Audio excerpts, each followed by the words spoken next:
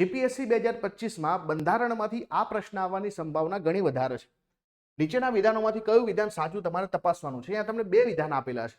પહેલું વિધાન એવું કહે છે કે ભારતીય બંધારણનો અનુચ્છેદ 4 જાહેર કરે છે કે અનુચ્છેદ 2 અને 3 હેઠળ પ્રવેશ માટે બનાવેલા કાયદાઓ કલમ 368 હેઠળ બંધારણીય સુધારા તરીકે ગણવામાં આવશે નહીં.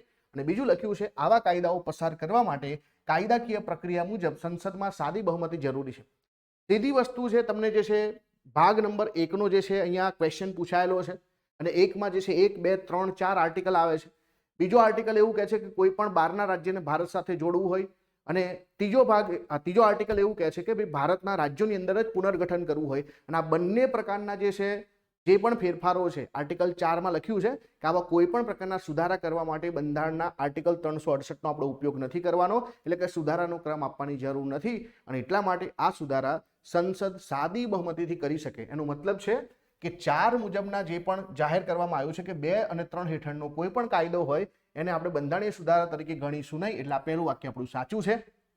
અને બીજું કે આવા કાયદાઓ પસાર કરવા માટે કાયદાકીય પ્રક્રિયા મુજબ સંસદમાં સાદી બહુમતી જોઈએ. જો 368 હોય તો વિશેષ બહુમતી જોઈએ ને, 368 તો છે જ નહીં, તો અહીંયા આપણને સાદી બહુમતીની જરૂર પડે છે. ક્લિયર છે?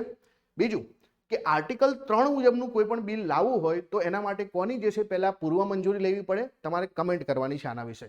અને બીજા આવા જ મોસ્ટ એક્સપેક્ટેડ પ્રશ્નો માટે આ વિડીયોને લાઈક અને આ ચેનલને ફોલો જરૂરથી કરો અને યુટ્યુબ ચેનલને સબસ્ક્રાઇબ કરો. All the best. Thank you.